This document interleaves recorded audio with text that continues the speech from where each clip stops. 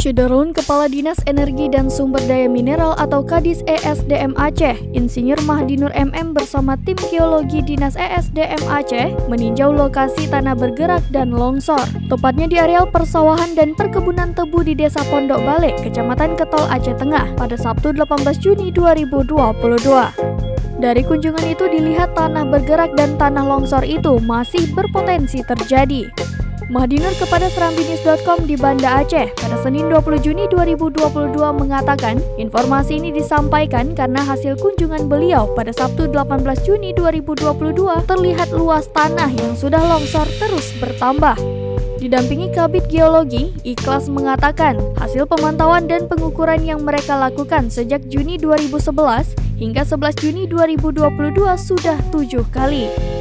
Saat pengukuran pertama terjadi pada Juni 2011, luas tanah longsor di Pondok Bale, Kecamatan Ketol, Aceh Tengah itu baru 7.982 meter kubik. Sedangkan saat pengukuran 11 Juni 2022, luas tanah longsor di Pondok Bale yang longsor sudah mencapai 27.918 meter kubik. Mahdinur menjelaskan penyebab longsor itu karena batuan pada lokasi tanah longsor masih berumur kuarter atau muda yang berasal dari formasi gunung api lampahan dengan satuan pasir dan tanah taf. Satuan pasir dan tanah taf tersebut belum terkompaksi atau mengikat atau keras jadi batu, sehingga masih dalam bentuk material lepas.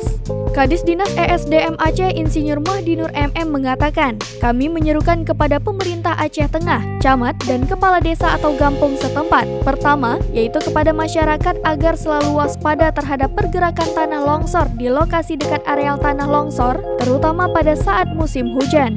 Kedua, menghindari beraktivitas atau bermukim, mendirikan bangunan di sekitar area tanah longsor dan area prediksi pergerakan tanah longsor. Ketiga, melakukan pembatasan lalu lintas kendaraan bermotor berat, seperti truk angkut tanah dan alat berat, pada jalan Simpang Bale sampai Blang Mancung, untuk mengurangi pembebanan dan getaran pada lokasi dekat tanah longsor.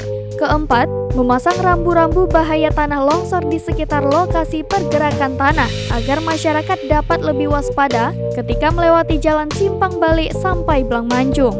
Kelima, buat rencana program pemindahan saluran drainase irigasi yang berada di dekat areal prediksi pergerakan tanah longsor, dipindahkan ke lokasi yang lebih aman dan nyaman.